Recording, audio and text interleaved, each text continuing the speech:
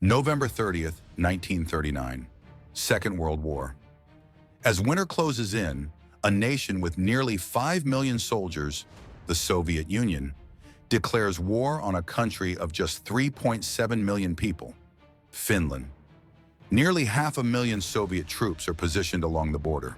Under Stalin, the Soviet Union seeks to bring Finland back under its control, dismantle its democracy, and install a communist puppet government. The outcome seems predetermined. Finland has just 20 days of ammunition. The Soviet Union has more soldiers than Finland has citizens. Thousands of tanks, thousands of aircraft, and the industrial weight of a continental empire capable of replacing its losses effortlessly. Finland should not survive this war. Yet, what follows is one of the most lopsided failures of modern warfare. A catastrophic Soviet loss of manpower against a force a fraction of its size. The Winter War. Finland survives, but at a cost. It cedes territory. The Soviet performance, though, truly shocks the world. In Berlin especially, Adolf Hitler sees something he didn't expect, something that boosts his confidence. The Soviet giant can bleed. So when Nazi Germany invades the Soviet Union 1 year later, Finland does the unthinkable. The small nation goes on the offensive against the giant to recover what it lost. A 3-year struggle that adds nearly 1 million more Soviet casualties, this time with German support, the Continuation War. Across these years of conflict, legends are forged. The deadliest sniper in history, the deadliest non-German fighter ace in history, many others whose records stretch the limits of plausibility. And above them all, the commander-in-chief and later president, a man who understood the Soviet Union could always escalate further, who inflicted just enough pain to break its will to conquer, then conceded just enough to be let go. Decisions that still shape how Finland deals with great powers to this day. This is the story of Finland, of its heroes, and of the price it paid to exist. This is when Finland made the Soviet Union bleed. Year 1809. The Russian Empire defeats the Kingdom of Sweden and seizes Finland, transforming it into the Grand Duchy of Finland. For a century, Finland exists inside the Russian Empire, not absorbed by it, but holding on to its own laws, language, and identity. In 1917, as the Russian Empire collapses, Finland takes its chance and declares independence. Russia, in the middle of its worst civil war, the Russian Revolution, cannot stop it. When the Civil War ends, the Soviet Union emerges from the ruins of the old empire, and Finland is seen as something that dared to leave. The small nation of just 3.7 million people, located right next to Leningrad, the Soviet Union's second largest city, almost as populated as Finland itself, is now viewed as both a territorial loss and a direct security threat. For 2 decades, the issue remains unresolved, until in August 1939, Nazi Germany and the Soviet Union signed the Molotov-Ribbentrop Pact. In this pact, the two regimes promised not to attack each other and secretly agree on how to divide Europe. Germany and the Soviet Union invade Poland, split it between themselves. Then Germany turns west and the Soviets, after quickly conquering the Baltic states, turn north. At the negotiating table with Finland, Moscow puts it simply, "Our second largest city, Leningrad, lies just 25 kilometers from your border. In the event of war, it could be hit by artillery, and we cannot allow that." So the Soviet Union demands parts of Karelia, military bases on Finnish territory, and land leases near key ports. Finnish diplomats understand what this really means. They don't want to lose their country, so Finland refuses. The Winter War between Finland and the Soviet Union is about to begin. November 26, 1939. Artillery shells fall on Manila, a village just across the border in Soviet territory. The Soviet Union accuses Finland. Finland denies it, proposing a joint investigation. It is a false flag. Moscow shelled its own territory to justify war. 4 days later, Soviet convoys, tens of kilometers long, carrying tens of thousands of soldiers and tanks, clog the roads toward Finnish cities. The assault comes from all sides of Finland, south, east, and north. The Soviet elite expects a short war, a 12-day walk to Helsinki. They are so confident that they even create a puppet government in the village of Terjoki, just across the border, ready to rule Finland the moment it falls. The Soviet Union initially commits 425,000 soldiers, 6,000 tanks, and 4,000 aircraft. Soviet aircraft begin bombing Finnish villages and cities, damaging infrastructure. But on the ground, Finnish soldiers are nowhere to be seen. The Soviet advance is slow. Roads are buried under deep snow, sometimes completely invisible, forcing troops to plow their way forward. Tanks struggle, trucks freeze, soldiers march exposed to the cold. In some places, temperatures fall below -40 degrees Celsius.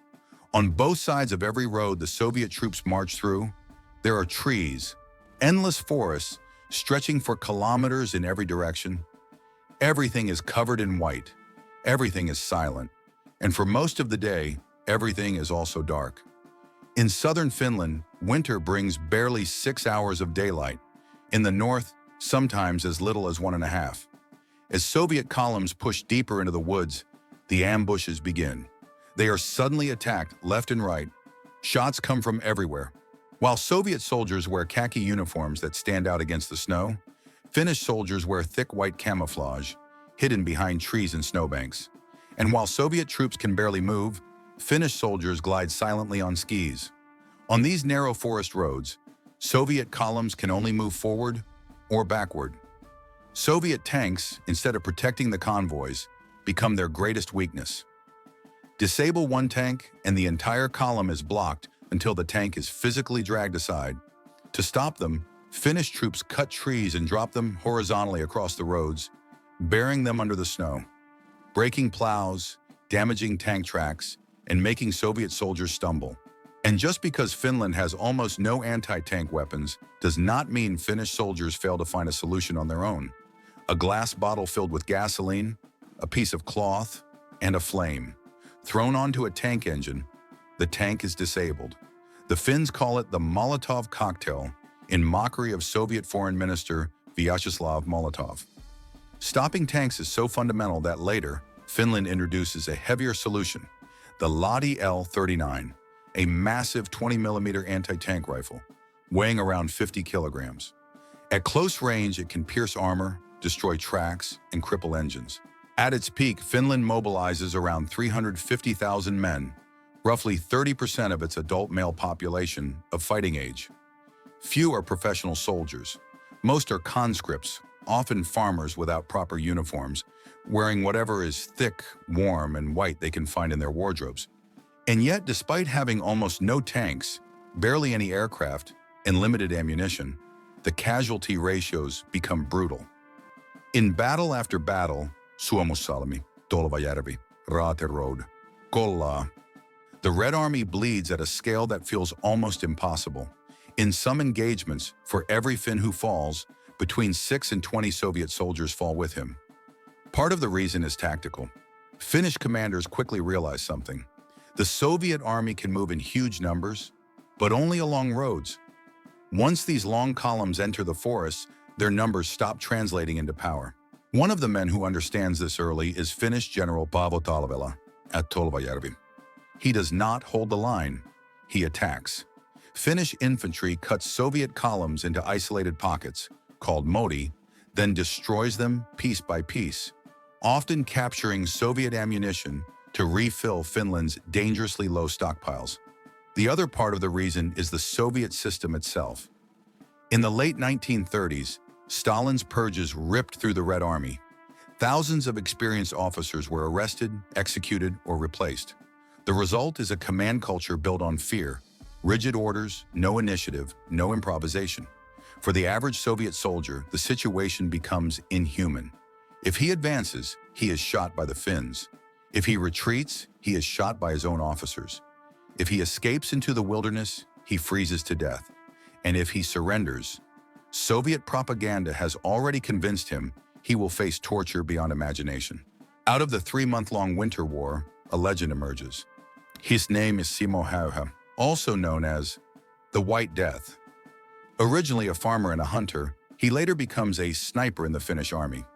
Every day, Simo lies in the snow from morning until evening, completely dressed in white. He packs snow around his body and even inside his mouth, so his breath does not reveal his position. He uses a Mosin Nagant rifle without a scope, relying only on iron sights as a glass scope can reflect sunlight and give him away. Finnish records credit him with an extraordinary ability to judge distance just by looking at an object in an open space. Within 150 meters, his error is said to be about 1 meter. On average, Simo kills 5 to 6 Soviet soldiers per day. On 21st December 1939, he reaches his highest confirmed record, 25 kills in a single day.